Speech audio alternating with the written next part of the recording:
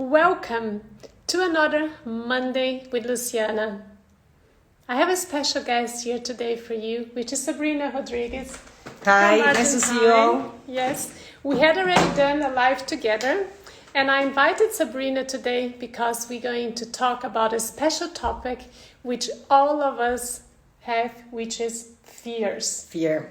And Sabrina is a sports psychologist, and she's going to help us to understand how can we overcome our fears. If you remember last week, we spoke about frustration. Frustration and fears, they come together. Yep. Is that correct? Yeah, absolutely. Exactly. Because when we have fears, we attract that feeling, that fears, something happen that make us after frustrated. So how can we overcome that fear? It's very easy when you start asking yourself, is that fear really exist? Is that really true? Do I have a problem? Am I feeling scared? When you feel something, you already feel the anxiety or the butterfly feelings on your belly that something bad can happen. And what happened in that moment? You think that something is happening, it happens. Is that correct? So simple like this. It's just so simple. Yeah. But we attract what we think. Yeah. So absolutely. what is already in our mind. And I want to thank you, all of you, for sending us so many questions about fears. And I have really a lot of things asking about the feelings of falling down, of so scary. So what can I do to not fall from a horse?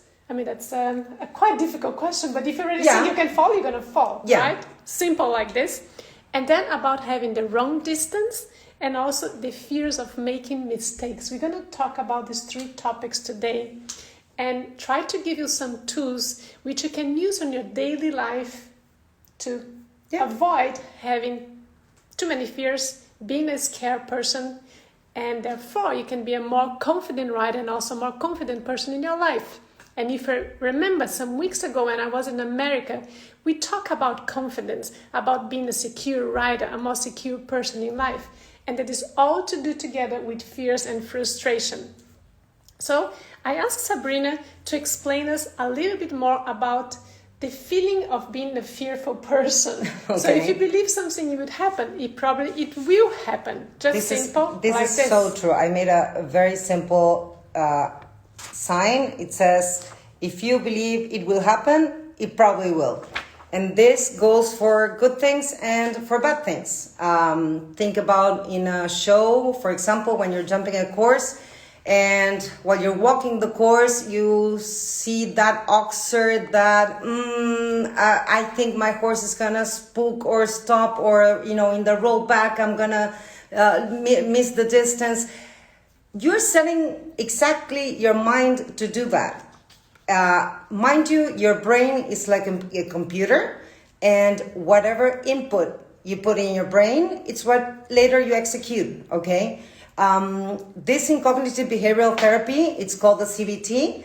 It's what you think, okay? It's what you then feel, so it's your emotions become your body reactions, and then according to that, you will act. It will be actually your execution. So if you have a bad memory or a bad thought, it will translate into stress, into anxiety, into fear. And that in turn will make you execute things the wrong way. So it will be negative, negative, negative. And in turn, when you do it the wrong way, it will actually become a bad memory in your head that will stay for the next time you need to do the same thing. So next time you go to a show and you see that green oxer where your horse stopped, you're going to be like, oh no, again, the green oxer. And that happens to me all the time when I get questions about this, and it's always the green oxer or, some special jump that, it's the devil. And it's not that. It's that we set our minds to believe that it is the devil. And it's going to happen. And exactly. And therefore, you're going to react accordingly, which is put yourself into survival mode. You're either going to fly from the situation, you're going to fight the situation, or you're going to freeze. do nothing. In our sport, falling is part of our sport. Unfortunately, we don't play tennis, we don't play rugby. We jump with 500 kilo animals in average, and it's part of our sport. We have to think that falling, it is part of our sport, and then Luciana can explain how to mitigate the fear of falling and how to learn how to fall. That's going to be another thing. But now let's get to the fight, flight, fear, freeze, and how we set ourselves into survival mode. Okay, our brain, and I'm not going to make it too theoretical, but our brain has a very ancient part called the reptilian brain, okay? And that's the part that since the beginning of the human beings is actually the one in charge of keeping us alive, basically. So you're saying it's good to have a survival absolutely, mode, right? Absolutely. It's positive. It's something very positive. It keeps you alive, okay? Up to a certain extent. When you see a red light, a red traffic light, you have to stop. Otherwise, you're going to get run over by a car. So that's your survival mode. In our case, if you set your survival mode 24/7, you're going to have anxiety attacks, you're going to suffer from de-stress, which is the bad stress, etc., etc. So we have to be very careful of what we think, because, the old saying, what we think, we become, and it's so true. And attract, I would say. And attract as well, absolutely. Okay, so in our sport, the fight, flight, freeze, it would translate. Flight could be you're afraid of the green oxer, and right in front of the jump, you open the horse. You don't want to face the fear. Okay, your brain told you no, something bad is gonna happen. And don't forget, we have a horse underneath, okay, who will feel your tension, your muscle tension, will smell your adrenaline, and who will also think, okay, something is going on, and will fly with you, okay? He will set in flight mode as well. So then you're like, why my horse is opening in front of the jumps? There's something wrong with him. And the question is, isn't it something wrong with you? Aren't you doing that without even probably having knowledge and, putting the fear into the horse? So these are things you should really take into account. Luciana will get, of course, more into that. If I may interrupt you 1 Absolutely. minute. In the beginning, we said about, is that fear really exist? No. It's like Sabrina said, sometimes we put the fears, we created something that honestly does not exist because we think that exists. So you say about that green oxer. I would say, like you all said here, about the falling of a horse. If you already think you're going to fall from the horse, you're going to think you're going to have bad distance. If you think you're not having a good relationship with your horse, if you're scared to make mistakes, which I see here, if you're scared that your horse is going to stop, if you're scared that other people are going to judge you, can you see that already, that feeling that you're already thinking about something that is still, hasn't happened yet? No. So you already and it might created, not. Exactly, you're creating already a situation that is not even there and maybe doesn't even exist.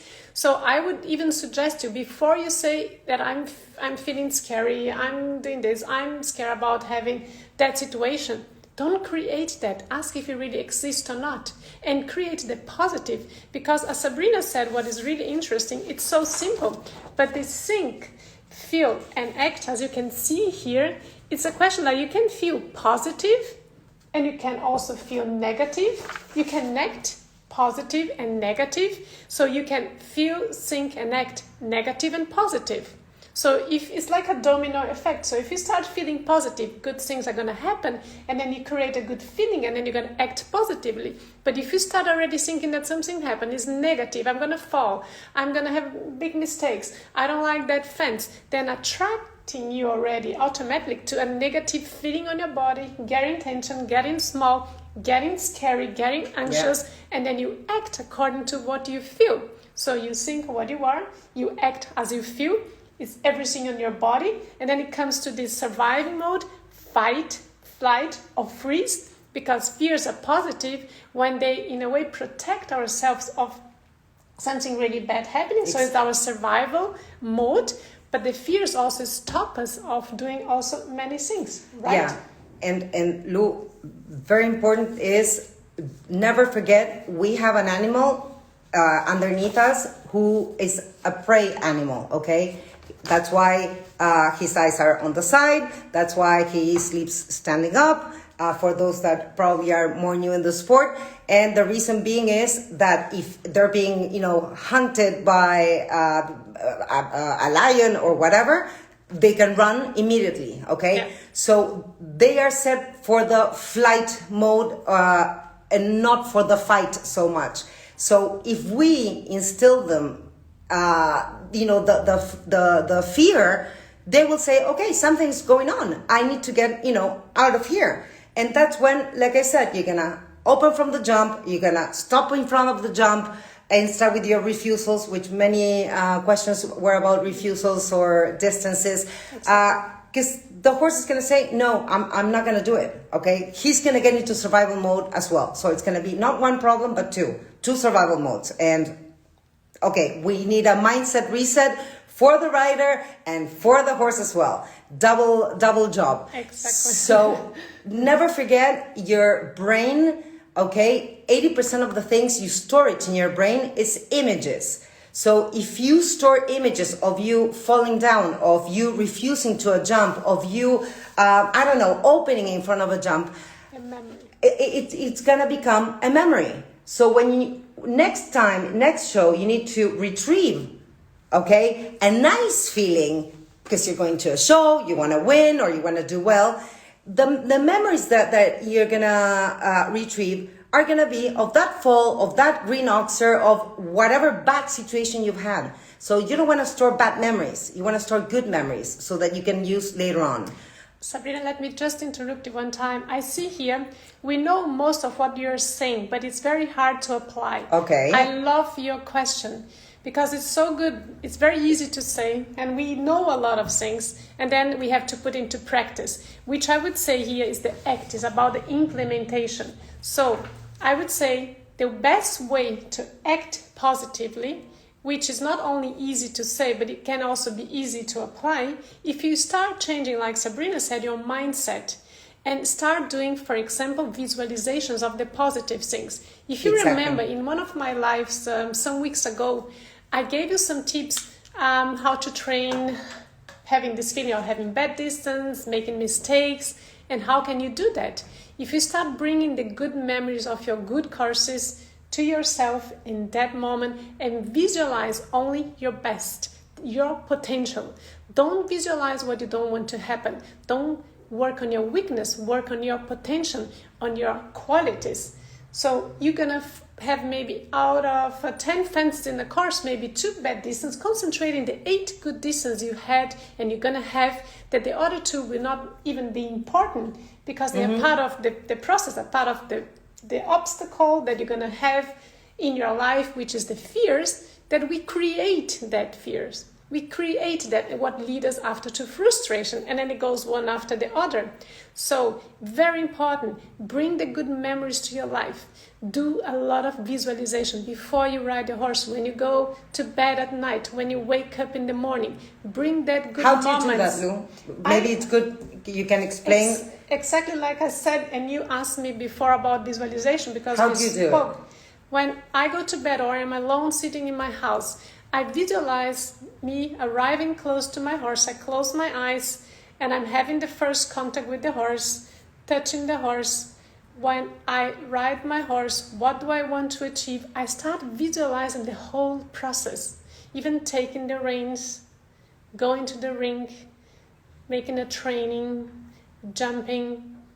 I visualize the process. Do you visualize, when you do visualization, do you visualize, because people do it different ways. Exactly. Like you're someone omniscient, like you're in the arena and you're a third party, like you're observing yourself, or you're riding the parkour? I do the visualization myself, riding, feeling. That's the way you should do it. Feeling the moment. So like I said, if I go training, I visualize my training. When I sit on my horse, when I go to my horse, because then when I go there, I ride and I I'm just already feeling my horse. That's already become automatically that good feeling. If I have a competition day, I remember my good courses. I walk the course. I do my breathing points, which I want to have. I visualize. What are the breathing points? I always say it's very important to breathe when we are, training and also in the course. Let us say you have 10 fences, and if it's about a minute, 1.5 minutes, if you don't breathe, you get the tension, and then you get, the horse feels, he feels you can have a mistake, you can have a stop, then your brain doesn't oxygen, so your concentration, you lack your concentration and the focus. So breathing is a very important point, even when you walk the course. And you can learn about that in my way masterclasses when I talk about distance and the importance of breathing. This is really one of the secrets of the success of all the athletes in any sport. It's the way you breathe, because keeps you here and now concentrated. Okay. So that's also a way that you can also train your concentration. Don't even think about being scared or having any kind of fears, because then you're focused in here and now, and you're concentrated, and you can connect to your horse and to yourself. What is the most important thing to create that good feeling? So visualization. The way I do it, maybe it would help you guys. In the parkour, I choose like 3 spots where the big turns are, and that's when I do what I call a change of air. Like one good inhale, charge my lungs, and I could even feel goosebumps, because my muscles are feeling the fresh air. My brain awakens, and I'm ready to go to the second third of the parkour. Brazil. So that's a good way of doing it. And I think of the 3 points while I'm walking, the arena. When I'm walking the arena, I say, okay, number 1, 2, okay, from 2 to 3, this is where I'm going to breathe. And I actually do it. So I make it part of the parkour, okay? So that maybe would help, because it keeps you in one place.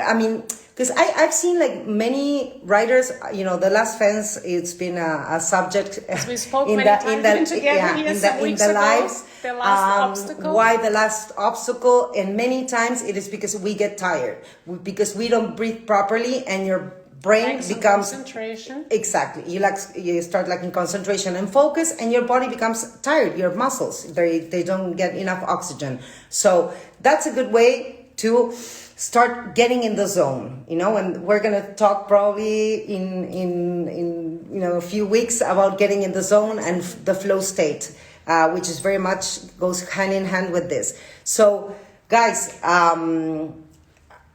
you want to explain visualization, how you do it when you do your parkour? Like, exactly. How do you you first walk your course, and then during the walk you already breathe between the fences. You already do exactly the way you want to happen. Then after you walk your course, you close your eyes and you visualize 3 times. 3 times you visualize your course with the breathing points. And this is really important, because when you're really riding, these things are going to start becoming automatically. And someone just asked me here, how is to be in the zone? To be in the zone is exactly that moment. And how much time does it take to get in the zone? From Italy, they asked. Yeah, I saw here also many questions from Brazil as well. Hi from Brazil, hi from Italy. It's very nice to have you all there. We all have the same problems. I'm the same. If I say that I'm not fearfully sometimes, I'm not saying the truth. We all are. And like we spoke before, it's the survival mode, which is also automatic on us. Yeah. But we want to be in a productive mode. And that's why we have to work in our mindset, like with the breathing exercises, with visualization exercises, feeling that good emotion before you ride. Then you already bring a good energy to your horse. So it's all connected there for you to achieve the best performance. So talking about fears, the main question today is really your fears true or not? Or it's just something you are creating?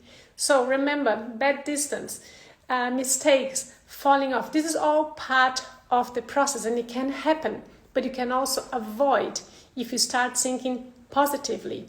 And another way of training all the things is already before doing exercises. For example, if you fall off, you can train with the technique of judo, and you know that if you fall off, you have to roll. You don't have to hold your horse. So when you get already prepared with personal training, with judo, with yoga, with qigong for breathing, you can learn all about that in my way masterclasses with my experts. Judo is coming soon for you, by the way.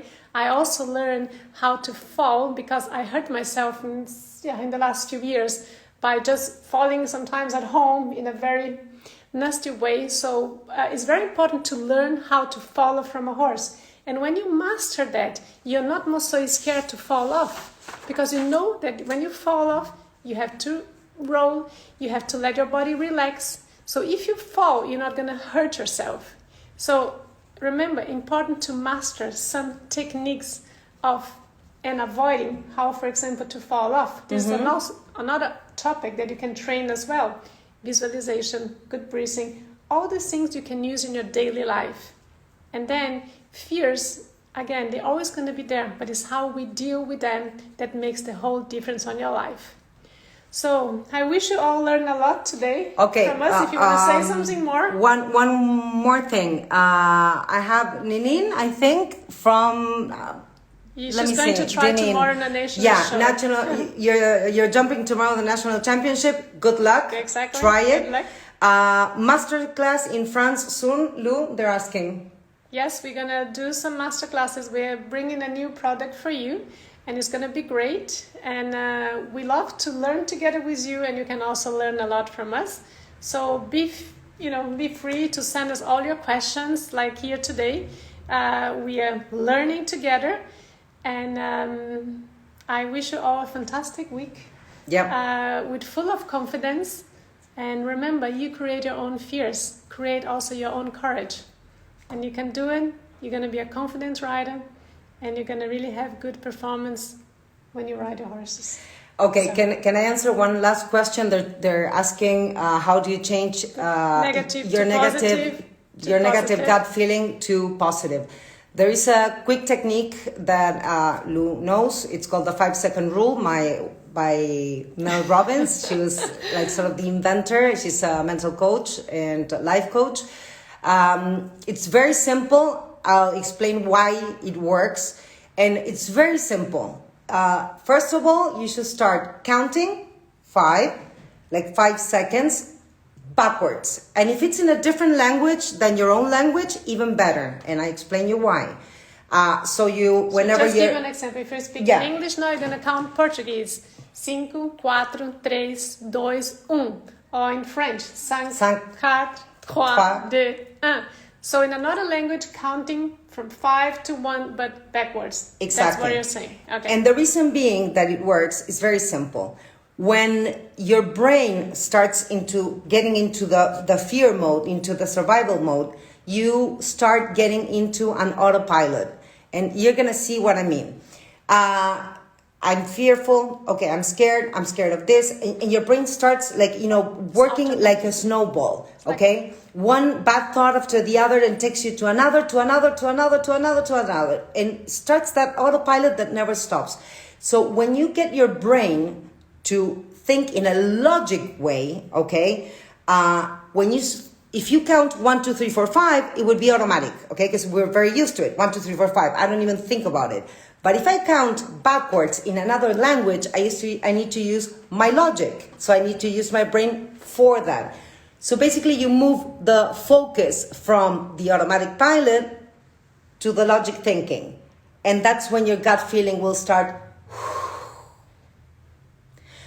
Another tip, very useful, especially when you're in the warm-up arena. People ask me a lot, they get tense because either their horse spooks or because you're 3 numbers to enter. It's a very simple tip. It's stick your tongue against your palate, okay? Not putting pressure, just put it slowly against your palate with the tip of your tongue touching your front teeth. And you're going to see how you're not able to block your jaw. Usually when we're stressed, we don't even realize. We're biting our teeth. And that puts a lot of pressure on our jaw. Our arms go up, our shoulders go up, and everything becomes like a block. When you stick your tongue against your palate, you are not able to block your jaw, so your arms relax, your neck relaxes, and you start entering into a relaxation mode. And that, my friend from Italy that asked about flow, that's when you start like getting into, how you feel, the present moment. Not yesterday, not tomorrow, but the present moment. And that's about being in the state of flow, being right here and now with what I'm doing. And I know what I'm doing. I know that I'm jumping. I've trained enough, and just do it, basically. I can do it. And going back to one thing that Sabrina just said now about the being tense here in the jaw. If you remember in my 8 Aspects program, there's a fantastic class from Michael Hachel. I really love him. He works with MyoFlex, which is a lot to do with the muscles and breathing. And he teaches that when we take the vino, ¿cómo se llama? Grape? No, la tampa del vino, la garrafa. The cork. The cork, exactly. Yeah. So you put the cork here on your mouth and you really bite like for 10 seconds. And then you can relax, your whole muscles on the face, so you take the tension out. And this is a very simple exercise that you can also do every day. But we said, don't miss that class in the 8 Aspects program. Michael Hachel. He's fantastic. I love that. And he also gives a lot of exercises for us to relax our body. Like Sabrina said, when we get tense, we don't breathe, we get tense, we get smaller, we get like this, instead of opening ourselves. So there are so many things you can put on your daily life, really, with some small things, and can really transform your life.